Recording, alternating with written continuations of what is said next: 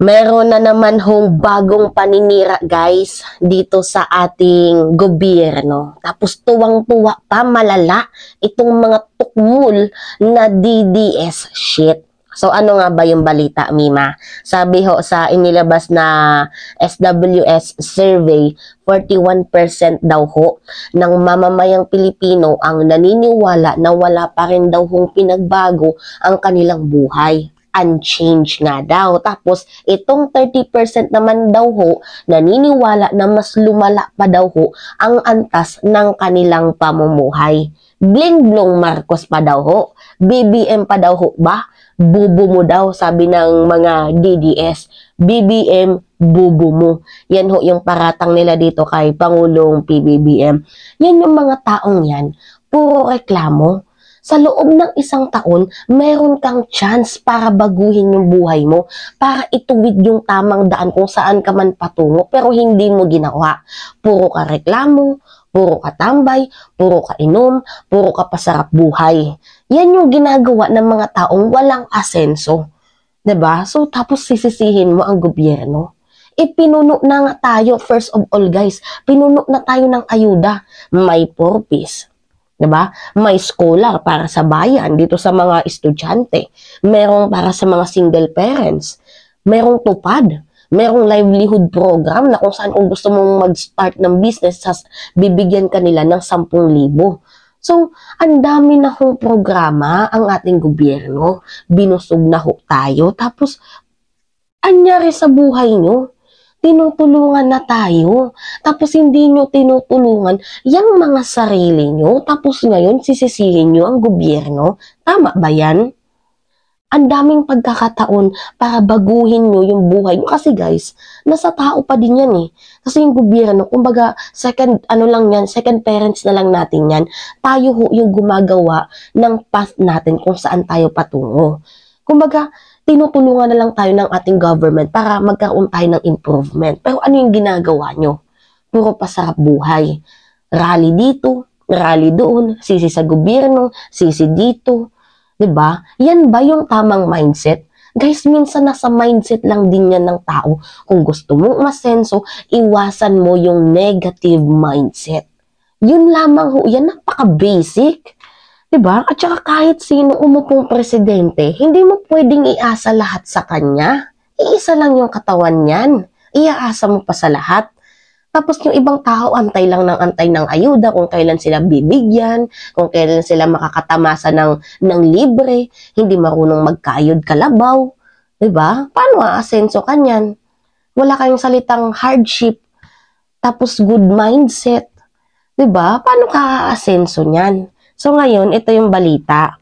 Tsaka tanga din tong SWS survey. Siguro yung in-interview nila, yung mga tambay.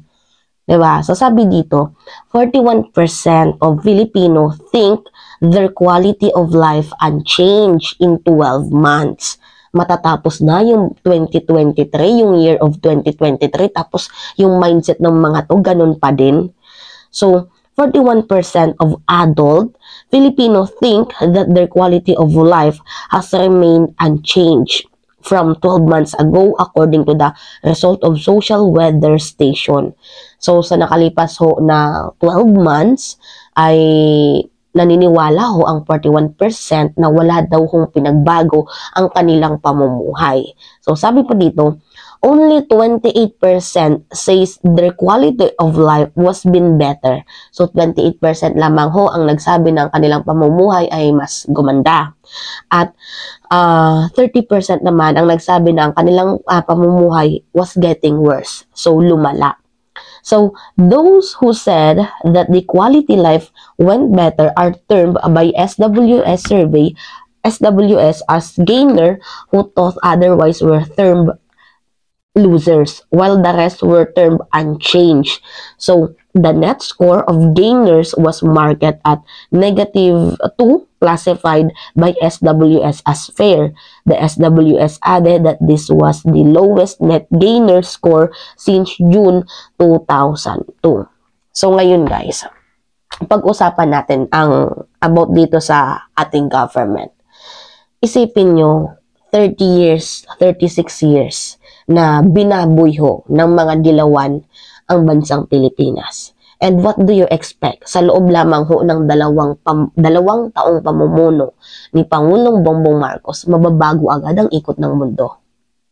Ganyan ka-poor ang quality ng mga mindset ng mga Pilipino na di porket nanalo ang isang pamahalaan, ang isang tao, gusto agad-agad nagbago na, kumbaga may magic agad. Kasi di ba may mga Pilipinos pinangako ni Pangulong PBBM na ang bigas ay sisikapin niya. I mean, wala siyang pinangako, pero meron siyang dream, meron siyang sinusundang vision na gusto niya mapababa ang presyo ng bilihin.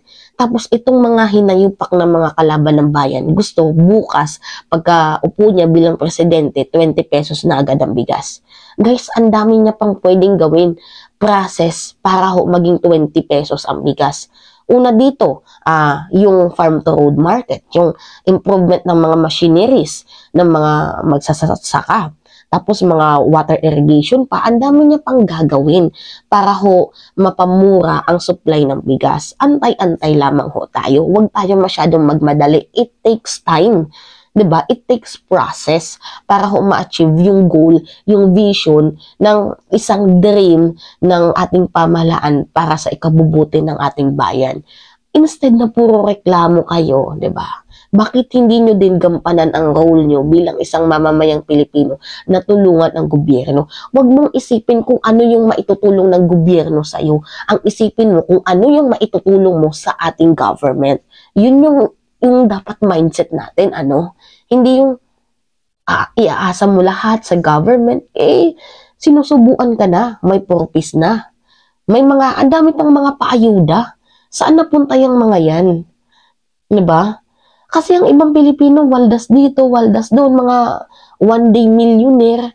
Pag may pera, grabe kong magwaldas. Tapos after that, mukmuk dito, mukmuk doon.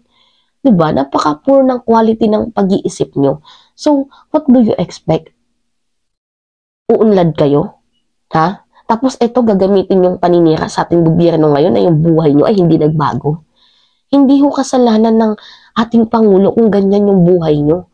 Kasi kayo yung author ng libro nyo. Diba kayo yung author ng dadaanan yung path. Hindi naman si Pangulong PBBM.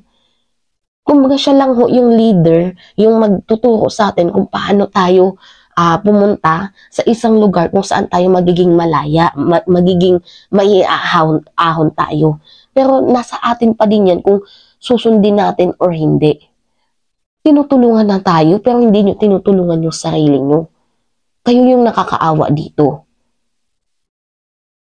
Anyway guys, malapit na kasing matapos tong taon na to.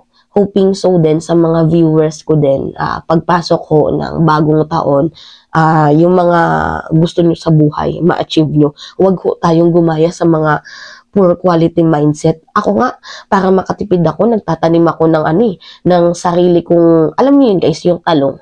Nagtatanim ako ng talong, ng mga gulay para hindi na ako bumili sa labas. Nagba-backyard gardening ako para makatipid ako.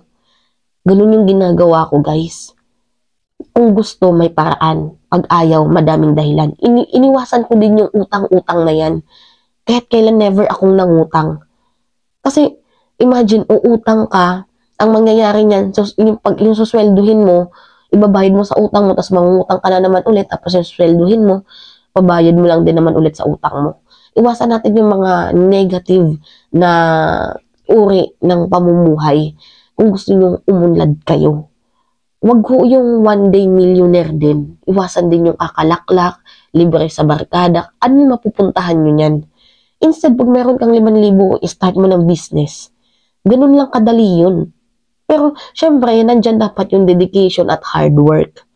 Kasi, sabihin na lang natin, madaling mag-business. Pero, ang tanong dyan, sino yung unang bibili sa'yo? Syempre, hindi naman lahat ng bagay, unang step mo, boom ka kaagad. It takes time. It takes process. Basta wag mo lang sukuan yung mga bagay na gusto mo. Yun. Anyway, yun lamang ho guys. It's me again, si Mima Alicia Nyot. Nagbabalik ulit para sa ating panibagong video.